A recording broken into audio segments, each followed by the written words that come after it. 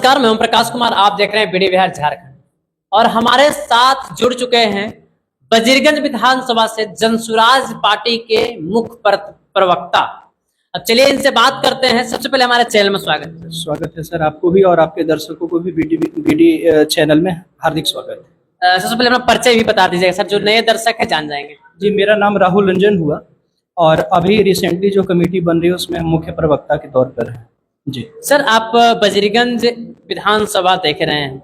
वजीरगंज में लगातार बीजेपी के भी विधायक हैं और उनका अगेंस्ट में अगर चुनाव लड़ते हैं तो कांग्रेस लड़ते हैं, लेकिन इस बार नई पार्टी बनकर के आपका जनसुराज आया है और जनसुराज भी इस बार वहां अपना चुनाव में आजमाएगी भाग।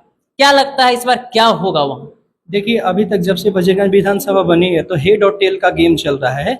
एक बार जैसे गठबंधन की सरकार बन रही है, महागठबंधन के कांग्रेस के उम्मीदवार रहते हैं, वो जीत जाते हैं और दूसरी तरफ जो है एनडीए के जो बीजेपी के कैंडिडेट है वो जीत जाते हैं। लेकिन इस बार जो वजीरगंज विधानसभा का जो समीकरण है, लोगों की जो आकांक्षाएं हैं वो पूरी तरीके से प्रशांत किशोर की लहर में, यानी प्रशांत किशोर से बहुत ज्यादा उम्मीद है कि भाई बदलाव हो। ये जो हेड और टेल का गेम चल रहा है वो ना हो, जनता को जो गुमराह किया जा रहा है वजीरगंज विधानसभा के अंतर्गत वो ना हो, विकास हो, स्कूल खुले। बहुत सारी वहाँ जो निजी समस्याएं हैं, जैसे देख लीजिए 2008 में 8 दिसंबर 2008 में, जहाँ तक मुझे डेट याद है, वहाँ पे एक एरू जगह है, वहाँ पे स्टील प्लांट का उद्घाटन किया गया था, शिलान्यास किया गया था, जो आज तक ठंडे बिस्तर में है।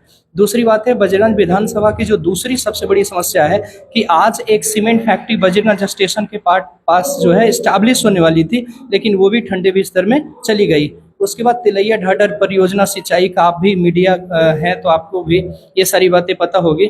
ये वो भी करीब लगता है कि बहुत सालों से जो है वो ठंडे बिस्तर में है। अगर ये सारी चीज़ें हो जाती, एरू में स्टील प्लांट खुल जाता या फिर जो वजीरगंज स्टेशन है वहाँ पे सीमेंट फैक्ट्री खुल जाती तो कई लोगों को रोजगार मिलता। जिम्मेवार कौन है? जी, यहाँ के जो प्रतिनिधि हैं, जैसे जो विधायक प्रतिनिधि हैं, सांसद जीत के जाते हैं और विधानसभा लोकसभा में पिछले बेंच पे बैठते हैं, कोई बातचीत नहीं करते, वो सबसे बड़े जिम्मेदार हैं। और दूसरी बात ये है कि जनता भी जिम्मेदार है, कारण कि जब इलेक्शन का समय आता है तो वो कुछ कारणवश, जैसे कुछ प्रलोभन दे दिया गया, छोटे छोटे वादे कर दिए गए, उनके वादों में फंसते चले जाते हैं। वो इस बार वजीरगंज की जो जनता है सब समझ चुकी है और इस बार इनको मौका देने नहीं जा रही है। प्रशांत किशोर जी की जो विचारधारा है उनके साथ सारी जनता, हम लोग ग्राउंड पे काम कर रहे हैं, सब जगह जनसुराज का साइलेंट वोटर्स है। वो अभी खुल के तो नहीं आ रहे, लेकिन धीरे धीरे सारी जो है 80% जनता जनसुराज के साथ है। सर, जब प्रशांत किशोर जी आए थे वजीरगंज के धरती पे तो भीड़ इतना थे कि बैठने का जगह तक नहीं था। बिल्कुल। वो भीड़ का कारण क्या रहा? देखिए, मैं आपको बताता हूँ, प्रशांत किशोर जी की जो विचारधारा है वो आजकल जो भी युवा हैं वो सुनते हैं। सबसे बड़ी कारण क्या है कि कोई भी पार्टी यहाँ चाहे जो भी है 35 सालों से कुचल के रखा है। 15 साल उधर लालटेन की सरकार हो गई, लालू एंड फैमिली की सरकार हो गई और 20 साल से इधर एनडीए की सरकार है, नीतीश बाबू सरकार को चला रहे हैं। 35 सालों से किसी भी युवाओं के बारे में किसी ने नहीं सोचा। मैं भी दिल्ली में रहता हूँ, दिल्ली में कोचिंग सेंटर चलाता हूँ, लेकिन यहाँ पर आकर के प्रशांत जी की पार्टी से जुड़ा हूँ और समय दे रहा हूँ। तो बात यही है कि लोग प्रशांत जी पे भरोसा कर रहे हैं। प्रशांत जी की बातों को सुनने के लिए, आपको पता होगा कि वजीरगंज जब विधानसभा आए थे तो थोड़ी लेट हो गई थी। 7 बजने के बाद भी सारे लोग ग्राउंड में भरे हुए थे और लाइट की थोड़ी समस्या थी, तो सारे लोग जो मोबाइल का फ्लैश लाइट है वो जला कर जो है प्रशांत किशोर की स्पीच को सुनने के लिए उताहुल थे। तो सारे जो वजीरगंज विधानसभा ही नहीं करिए, पूरी जो इस बार बिहार का मूड है वो यही है कि बदलाव चाहिए। अब हम दिल्ली, बॉम्बे, मद्रास में जो है गाली नहीं सुनेंगे। लोग बाहर में क्या कहते हैं, बिहारी। बिहारी कहना गलत नहीं है, लेकिन बिहारी गलत इंटेंशन से कहा जाता है, उसका भुक्तभोगी मैं हूँ। मैं 15 साल से दिल्ली में रह रहा हूँ, अब भली भांति मैं जानता हूँ कि बाहर में बिहारियों के साथ क्या अत्याचार हो रहा है। सर, जाति पे इस बार वोट हुआ कि नहीं, कि जाति से उठ करके? बिल्कुल नहीं। देखिए, जाति की बात अगर करते हैं ना तो मैं कहता हूं कि जाति पर तो बात ही नहीं होती, यही तो बेवकूफ बनाने वाली बात है। आप जाति किनको कहते हैं? जैसे लालू यादव की बात करते हैं, यादव समाज से हैं, यादव जाति के हैं, तो वो जाति की बात कर कहाँ रहे हैं? अगर जाति की बात करते तो वो ये कहते कि यादव जाति में जो सबसे अच्छा व्यक्ति है, सबसे बुद्धिमान है, सबसे जो पढ़ा लिखा है, वो मुख्यमंत्री का कैंडिडेट होगा। वो तो परसों भी बोले हैं कि तेजस्वी यादव को मुख्यमंत्री बनाओ। तो ये जाति भी नहीं है, ये तो परिवारवाद है। दूसरी तरफ चिराग पासवान को देख लीजिए, सारे फैमिली को भर रखे। तीसरी पॉइंट ये है आपका मांझी जी को देख लीजिए, जितने भी इनके बेटा है, दामाद है, ससुर है, सबको इन्होंने जो है, किसी को आयोग में तो किसी को केंद्र में, किसी को राज्य में मंत्री बना रखे। तो ये जाति की बात कहाँ कर रहे हैं? ये तो बात करते हैं अपने परिवार की, जाति की बात नहीं कर रहे हैं। ये यही तो बात लोगों को समझाना है। और जहां तक बात है कि जाति उन्माद थोड़ी सी होती है, तो जाति इस बार नहीं चलेगी। इस बार शिक्षा अच्छी, और वो भी कौन सी शिक्षा? अच्छी गुणवत्ता की शिक्षा, भ्रष्टाचार और पलायन के मुद्दे पर वोट होगा। यूपी में कई स्कूल बंद हो गए हैं सर, तो क्या बिहार में भी उस स्थिति आ जाएगी अगर फिर से वही अगर दौर रहा तो?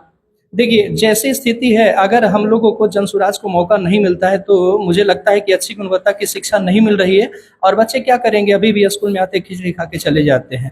इसलिए हम लोगों का प्रयास है कि अच्छी गुणवत्ता की शिक्षा मिले। बजरंग विधानसभा को लेकर के हर विधानसभा में सैनिक school, Netarhat school, Navodaya school जैसी गुणवत्ता की शिक्षा मिले, चूंकि एक गरीब घर का बच्चा भी जो है इंजीनियर, डॉक्टर बन सके। नीतीश कुमार कल मास्टर स्ट्रोक दिए हैं जी, पेंशन के लेकर के कि 1100 पेंशन अब सभी वृद्धा पेंशन, विकलांग पेंशन, विधवा पेंशन को दिया जाएगा। कैसे देखते हैं? देखिए सर, हम लोगों ने कहा है कि 1100 में दम नहीं और 2000 से कम नहीं। मतलब ये है कि 400 रुपए जो है मजदूरी, मतलब क्या होता है 400 रुपए? क्या पेंशन था आज के 2 दिन पहले, बताइए। वो भी अभी नहीं मिल रहा है, जुलाई से मिलेगा। ये भी मिलेगा कि नहीं, कोई नहीं जानता है। बात मैं ये कहना चाहता हूँ कि पूरे हिंदुस्तान में देख लिए, सबसे कम जो है वृद्धावस्था पेंशन जो है वो बिहार में मिल रहा था, लेकिन प्रशांत किशोर जी ने इसको पूरी तरीके से जोर से उठाया कि आप भीख नहीं मांग रहे हो। इन्होंने ये वादा किया है कि नवंबर में हमारी सरकार बनेगी, और बनेगी भी तो 2000 हम पेंशन करेंगे। और ये जो 400 की बात है, 400 से जो इन्होंने 700 बढ़ा करके 1100 किया है, वो प्रशांत किशोर जी और जन सुराज पार्टी के प्रेशर में किया है।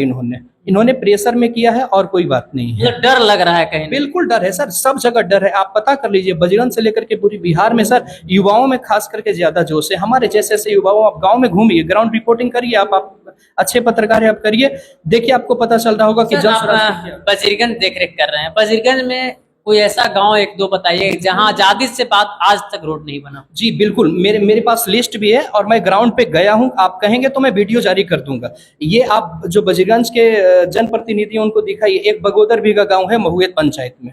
महुएत पंचायत में सर बगोदर भीगा है। हम लोग वहां पर 3 बार गए हैं। और जब मैं गया तो एक बुढ़िया दादी थी, वो मिली, तो बोली क्या है बेटा? तो बोले कि दादी हम समस्या को सुनने आए हैं। तो वो क्या कह रही हैं कि बेटा रोडवा बना दे। अपनी मगही भाषा में बोल रहे थे कि रोड को बना दो ताकि हम अपने जिंदगी में रोड को देख ले। आप बगोदर बीघा चल जाइए सर, वहां पर क्या है कि पूरी मतलब 100 घर की दलित बस्ती है, वहां पर एक चापाकल है सर।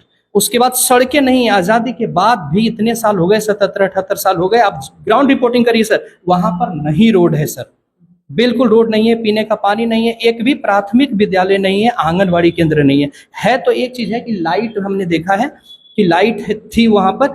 फिर दूसरे टाइम हम लोगों की सूचना मिली कि भाई वहां पे लाइट से किसी की मृत्यु हो गई, तो बगोदर भीगा फिर हम लोग 8 दिन के बाद फिर वहां पर पहुंचे, और हम लोगों ने सांत्वना दिया है कि हम लोग सड़क वगैरह, बहुत सारे गांव हैं, तो मेरे लिस्ट में है, मैं भूल रहा हूँ जरा, बहुत सारे, एक गाँव करीब मैं भूल रहा हूँ, लिस्ट देख के आपको बताऊंगा। वहां पे ग्रामीणों का काम करेंगे, बजरंग विधानसभा में हम ग्राउंड रिपोर्टिंग करेंगे। वहां पर ग्रामीणों ने सर खुद जो है, और फॉरवर्ड का गांव है, ग्रामीणों ने खुद सड़क बनवाया है सर।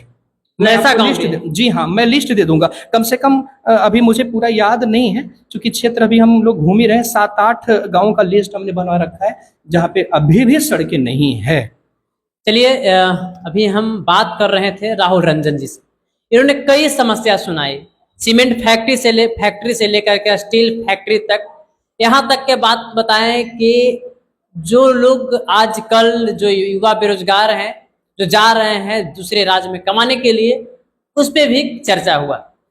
उसके बाद नीतीश कुमार पे भी निशाना साधे हैं। बाकी आप बताइएगा, क्या बजरंग विधानसभा में क्या जो इन्होंने जो एक बात को कहे हेड और टेल का कहानी, क्या हेड और टेल के साथ साथ क्या इस बार अंत हो जाएगा, यानी का न हेड आएगा न टेल आएगा और बीच में मजा जनसुराज मारेगा। क्योंकि जब प्रशांत किशोर जी जब टरमा बाजार में जब पहुंचे थे, वहां का जब जनसैलाब जब देखे थे लोग यही कह रहे हैं कि भाई ये होने क्या वाला है, बजरगंज में क्या खेला होगा। तो आप लोग भी बताइएगा कि क्या बजरगंज विधानसभा में जो कभी इस पार्टी से कभी उस पार्टी से लोग उब चुके हैं, तो क्या उब करके तीसरा ऑप्शन लोग चुनेंगे, ये आप लोग कमेंट बॉक्स में जरूर बताइएगा।